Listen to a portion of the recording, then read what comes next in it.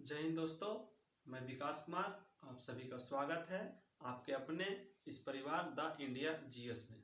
तो चलिए आज हम स्टार्ट करते हैं नया टॉपिक मात्रक, जो कि एसएससी, रेलवे और दरोगा के एग्जाम के लिए बहुत ही उपयोगी साबित होने वाला है। तो चलिए स्टार्ट करते हैं मात्रक। तो मात्रक के बारे में हम लोग समझ लेते हैं कि मात्रक कहते किसे हैं। तो जब हम किसी भी भौतिक राशि को मापते हैं तो इसका एक निर्देश लिखते हैं। जब किसी भी भौतिक राशि को मापते हैं तो उसका क्या लिखते हैं? निर्देश लिखते हैं। तो उसी निर्देश को हम मात्रक कहते हैं। जैसे कि मान लीजिए हम किसी वस्तु को लंबाई को हम मापते हैं। किसी वस्तु की जब हम लंबाई को क्या करते हैं? मापते हैं। तो लंबाई को हम किस किस चीज में मापते हैं? पहला तो हम मीटर में नाप सकते हैं इसको, इसे हम इंच में नाप सकते हैं, इंच में माप सकते हैं, इसे हम सेंटीमीटर में भी माप सकते हैं। तो लंबाई को हम कितने प्रकार से नापे? मीटर से, इंच से, सेंटीमीटर से। तो ये मीटर, इंच और सेंटीमीटर ही क्या हुआ? मात्रक। तो इसे हम क्या कहते हैं कि किसी भी भौतिक राशि के मापने को, निर्देश को ही क्या कहते हैं? हम मात्रक कहते हैं। जैसे मान लीजिए हम एक और उदाहरण लेते हैं, द्रव्यमान। जब हम किसी वस्तु का द्रव्यमान ज्ञात करते हैं तो उसे हम केजी में भी डिनोट करते हैं, उसे हम ग्राम में भी डिनोट करते हैं, और उसे हम पाउंड में डिनोट करते हैं, उसे हम क्विंटल में भी लिख सकते हैं या टन में भी लिख सकते हैं। तो जब हम किसी वस्तु का द्रव्यमान ज्ञात करते हैं तो ये केजी, ग्राम, पाउंड क्या हो गया? एक प्रकार की मात्रक हो गया। तो चलिए हम लोग मात्रक की परिभाषा लिख लेते हैं थोड़ी सा। चलिए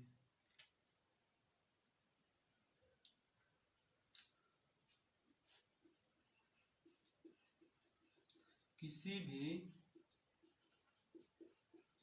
भौतिक राशि को मापने के निर्देश को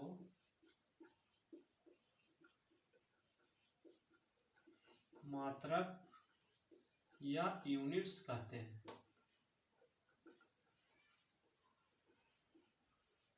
यूनिट्स कहते हैं। तो देखिए, जब ये मात्रक का यूनिट्स लंबाई, मीटर, इंच, ये सब बहुत सारी पद्धतियाँ थी। तो क्या होता था, जब अंतर्राष्ट्रीय लेवल पे व्यापार होता था तो उसमें क्या, मान लिया जाए भारत कोई देश को, या ब्रिटेन हो या भी अमेरिका हो, इसे कपड़ा भेजे, तो मान लिया जाए इंडिया इसे 10 मीटर मीटर में डिनोट करके भेजा, या फिर 100 मीटर मीटर में डिनोट करके भेजा। मान लीजिए अमेरिका के लोग इसे सेंटीमीटर में, मान लीजिए यहाँ से 100 मीटर हम भेजे, वहाँ जाकर के वो सेंटीमीटर में मापे। तो इस तरह से क्या होता था, माप में गड़बड़ी उत्पन्न होती थी। तो इसके लिए एक सिस्टम आया, एसआई सिस्टम।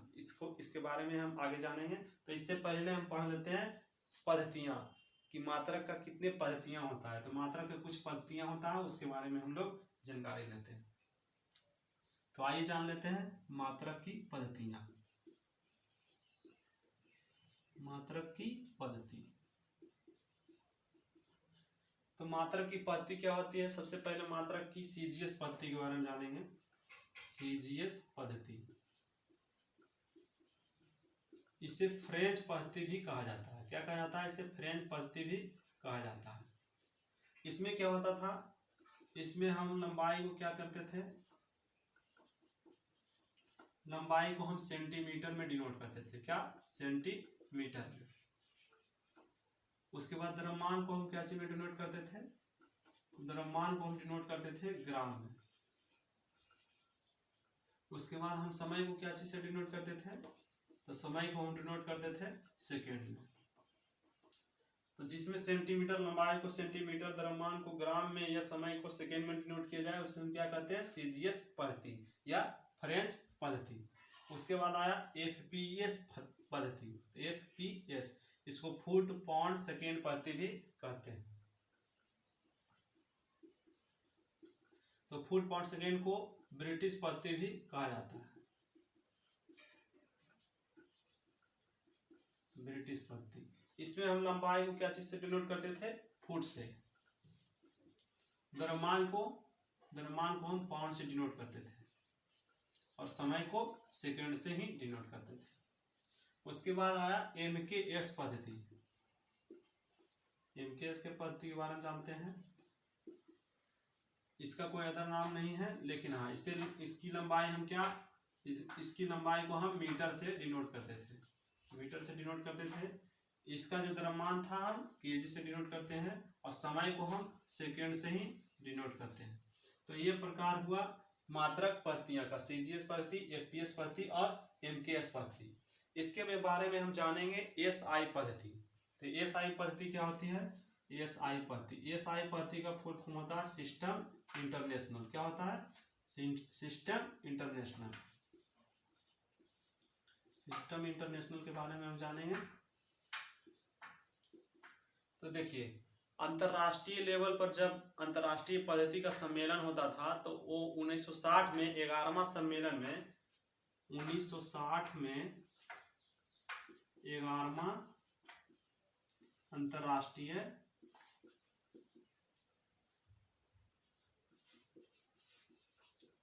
पद्धति सम्मेलन 1960 में 11वां अंतरराष्ट्रीय पद्धति सम्मेलन पेरिस के सेवेर नामक स्थान पर हुआ था। कहाँ हुआ था? पेरिस के सेवेरे नामक स्थान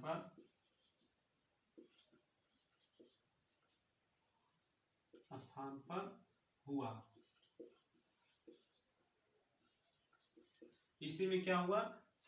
इसी में एसआई पद्धति को स्वीकारा गया। इसमें जब एसआई पद्धति को स्वीकारा गया तो इस समय मूल मात्रकों की संख्या कितनी थी? मूल मात्रकों की संख्या 6 थी। मूल मात्रकों की संख्या कितनी थी? मूल मात्रकों की संख्या 6 थी। लेकिन 1970 में 14वां सम्मेलन हुआ। ये 11वां सम्मेलन था, लेकिन 1970 में जब 14वां सम्मेलन हुआ तो उस समय एक और मूल मात्रक पदार्थ का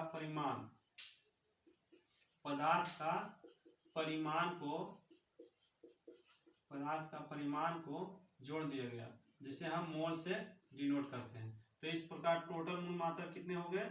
मूल मात्रकों की संख्या 7 हो गया।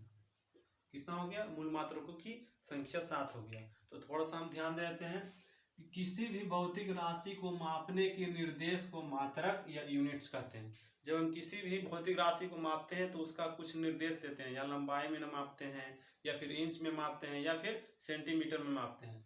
तो इसे हम क्या कहते हैं? मात्रक। तो मात्रक की बहुत सारी पद्धतियां थी, जैसे सीजीएस पद्धति, सीजीएस को ही हम फ्रेंच पद्धति कहते हैं। तो इसमें लंबाई को सेंटीमीटर में, द्रव्यमान को ग्राम में और समय को सेकेंड में डिनोट करते थे। उसके बाद आया एफपीएस पद्धति, इसे हम ब्रिटिश पद्धति कहते हैं, या फुट पाउंड सेकेंड भी कहते हैं। तो इसमें क्या होता था? लंबाई को फुट में, द्रव्यमान को पाउंड में और समय को सेकेंड में डिनोट करते थे। एमकेएस पद्धति में क्या होता था? लंबाई को मीटर में, द्रव्यमान को केजी में और समय को सेकेंड में डिनोट करते थे। उसके बाद जो अभी चल रहा है, हम पढ़ते हैं कि एसआई पद्धति कब आया? 1960 में 11वां अंतरराष्ट्रीय सम्मेलन में। उस समय मूल मात्रकों की संख्या कितनी थी? 6। लेकिन एक और मूल मात्रक पदार्थ का परिमाण जो मोल है उसको कब शामिल किया गया? 1970 का 14वां सम्मेलन में। तो इस प्रकार मूल मात्रक की संख्या कितना हो गया? 7। तो चलिए अब हम लोग जानते हैं मात्रक के बारे में।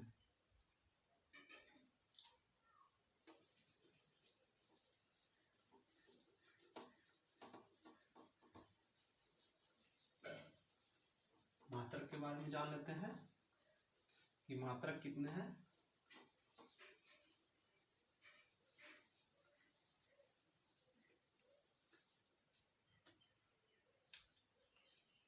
मात्रक 3 प्रकार के होते हैं, एक मूल मात्रक, दूसरी संपूरक मात्रक और तीसरा व्युत्पन्न मात्रक।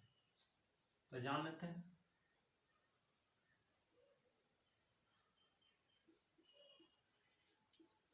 मात्रक 3 प्रकार के होते हैं।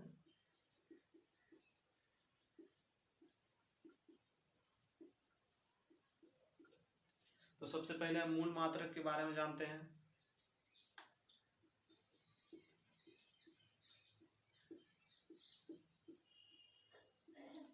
मूल मात्रक, तो मूल मात्रक हम किसे कहते हैं? जिसे अन्य मात्रकों की जरूरत ना हो, वह खुद में स्वतंत्र लिखा जाए, माने दूसरी मात्रकों को उसमें कोई जरूरत नहीं हो। तो हम इसमें लिख लेते हैं कि जिसे अन्य मात्रकों की मदद की जरूरत ना हो। या लिख लेते हैं जो मात्रक स्वतंत्र रूप से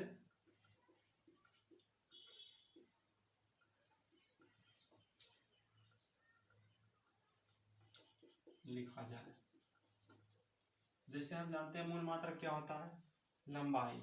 पहला मूल मात्रक जानते हैं, मूल मात्रक की संख्या कितनी होती है, 7। मूल मात्रक की संख्या कितनी होती है, मूल मात्रक की संख्या 7 होती है। चलिए पहला हम जानेंगे लंबाई, दूसरा द्रव्यमान, तीसरा हम क्या मानेंगे, लंबाई हो गया, द्रव्यमान हो गया, तीसरा समय, चौथा ताप, पांचवा विद्युत धारा, छठा लंबाई, द्रव्यमान, समय, ताप, विद्युत धारा, और छठा हम क्या माप लेंगे, ज्योति तीव्रता। ज्योति तीव्रता। सतमा क्या हो गया, सतमा आपका हो जाएगा ज्योति तीव्रता। ज्योति तीव्रता के बाद हो गया पदार्थ का परिमाण। पदार्थ का परिमाण, पदार्थ का परिमाण। तो देखिए लंबाई को हम SI पद्धति में क्या डिनोट करते हैं, लंबाई को हम मीटर में डिनोट करते हैं। द्रव्यमान को क्या चीज में डिनोट करते हैं, केजी में डिनोट करते हैं। समय को क्या चीज में हम डिनोट करते हैं, सेकेंड में डिनोट करते हैं। ताप को हम क्या चीज में डिनोट करते हैं, केल्विन में डिनोट करते हैं। विद्युत धारा को हम क्या चीज में डिनोट करते हैं, एम्पियर में डिनोट करते हैं। ज्योति तीव्रता को हम क्या चीज में डिनोट करते हैं, तो ज्योति तीव्रता को हम कैंडेला, जिसे हम CD भी लिखते हैं, कैंडेला के रूप में व्यक्त करते हैं। और पदार्थ का परिमाण को हम मोल के रूप में व्यक्त करते हैं। क्या चीज में, मोल के रूप में व्यक्त करते हैं। तो ये हो गया मूल मात्रक, metre, KG, second, kelvin, ampere, candela, mole, क्या हो गया, मूल मात्रक हो गया। अब हम जानेंगे संपूरक मात्रक के बारे में। तो संपूरक मात्रक कितने होते हैं, संपूरक मात्रक 2 होते हैं। संपूरक मात्रक कितने होते हैं, संपूरक मात्रक 2 होते हैं। पहला संपूरक मात्रक क्या हो गया, तो पहला संपूरक मात्रक हम जान रहे हैं प्लेन कोण, जिसे कहते हैं समतल कोण। समतल कोण। दूसरा क्या हो गया, ठोस कोण। तो हम समतल कोण को क्या क्या चीज से डिनोट करते हैं, समतल कोण को हम डिनोट करते हैं रेडियन से, RAD, और इसको हम डिनोट करते हैं अस्टेरेडियन। ठीक है, समतल कोण को रेडियन से और इसको अस्टेरेडियन, SR। तो इस प्रकार हम मूल मात्रक और संपूरक मात्रक को ध्यान दिए। अब अगले पढ़ते हैं हम लोग व्युत्पन्न मात्रक। तो इसको नोट डाउन कर लीजिएगा, इसके बाद हम इसको मिटाते हैं।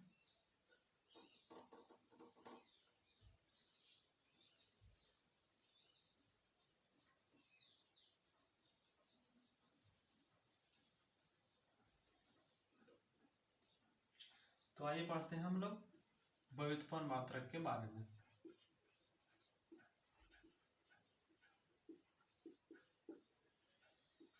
तो व्युत्पन्न मात्रक किसे कहते हैं, मूल 2 या 2 से अधिक मूल मात्रकों को संयोग से जो मात्रक बनता है उसे ही हम मूल व्युत्पन्न मात्रक कहते हैं। तो इसका हम परिभाषा लिख लेते हैं, 2 या 2 से अधिक मूल मात्रकों की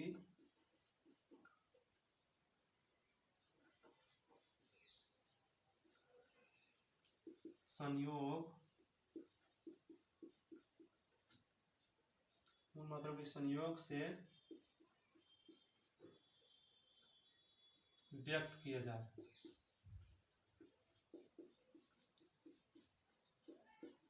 तो ये बहुत सारे होती है, जैसे हम शुरू से लिख लेते हैं। जब हम कोई क्षेत्रफल को मापते हैं तो क्षेत्रफल को हम किस तरह से मापते हैं, इसमें एक लंबाई होती है और एक चौड़ाई होती है। यानी लंबाई होती है, लेंथ होती है और ब्रेथ होती है। तो लेंथ को भी हम मीटर से डिनोट करते हैं और चौड़ाई यानी ब्रेथ को भी हम क्या चीज से, मीटर से डिनोट करते हैं।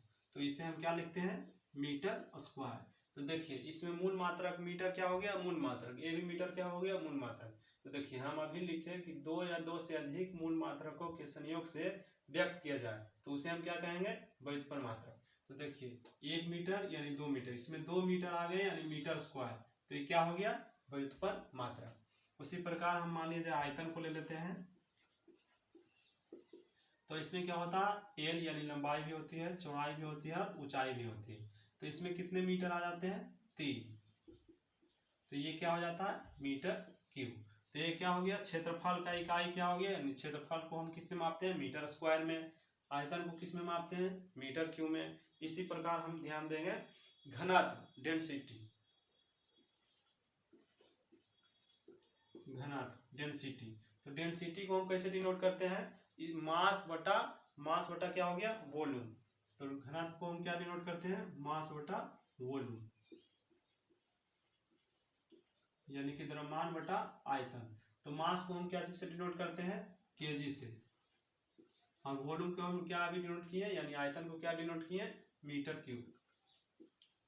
तो हम इसे इस प्रकार भी लिख सकते हैं, KG into metre minus cube. जब ये ऊपर जाती है तो माइनस में हो जाता है इसका पावर। उसके बाद हम क्या ध्यान देंगे, उसके बाद हम चाल को देखेंगे। तो आप लोग सभी लोग जानते होंगे कि चाल यानी दूरी बटा समय बराबर क्या होता है, चाल, यानी डिस्टेंस बाई टाइम बराबर क्या होता है,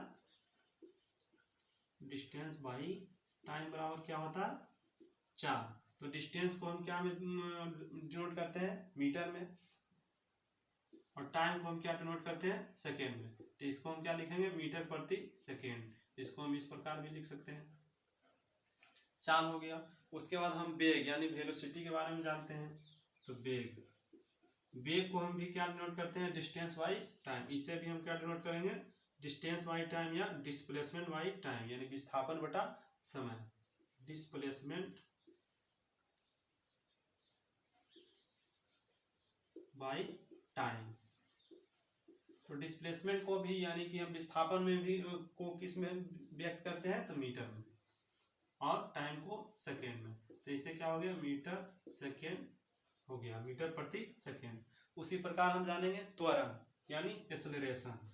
तो त्वरण को हम किस प्रकार डिनोट करेंगे, त्वरण। तो हम लोग जानते हैं कि त्वरण किसे कहेंगे, वेलोसिटी बाई टाइम, यानी कि वेग में परिवर्तन के दर को ही क्या कहते हैं, त्वरण। इसके बारे में और अधिक अगले क्लासों में डिटेल से जानेंगे। त्वरण को हम क्या कहते हैं, वेग में परिवर्तन, यानी कि velocity by time, velocity by time. तो देखिए वेलोसिटी को हम लोग अभी क्या जाने, मीटर प्रति सेकेंड, और एक टाइम और सेकेंड आ गया इसमें, तो 2-2 सेकेंड हो गया।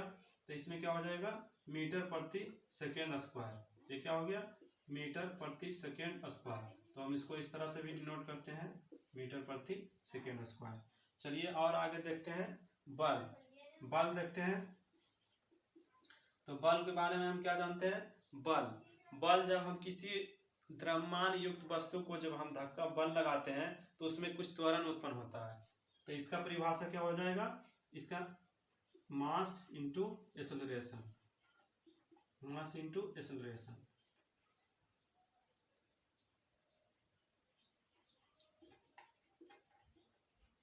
तो मास को हम किस में डिनोट करते हैं, केजी में, और एक्सेलरेशन यानी त्वरण को किस में डिनोट करते हैं, मीटर प्रति सेकेंड स्क्वायर में। तो इसको हम इस तरह से लिख सकते हैं।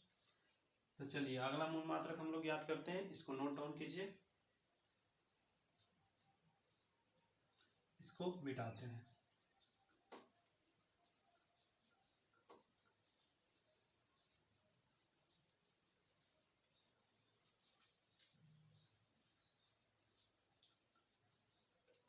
बल, उसके बाद आ जाएगा संवेग।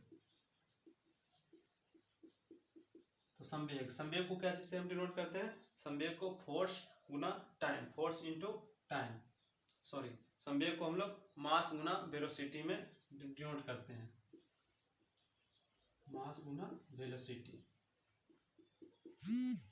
तो इसको मास का क्या हो जाएगा, केजी, और वेलोसिटी का क्या हो जाएगा, मीटर प्रति सेकेंड।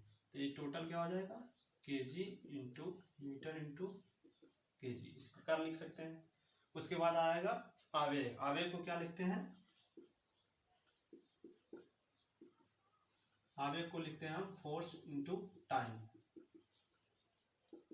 तो फोर्स को हम क्या करते हैं, फोर्स को या तो न्यूटन से भी हम डिनोट करते हैं या फिर केजी मीटर प्रति सेकेंड स्क्वायर से भी हम डिनोट करते हैं। तो चलिए सीखते हैं। फोर्स को क्या न्यूटन हो गया और टाइम का क्या हो गया सेकेंड। तो आवेग को हम क्या लिख सकते हैं, न्यूटन सेकेंड। उसके बाद आ जाएगा दाब, जिसको हम कहेंगे प्रेशर।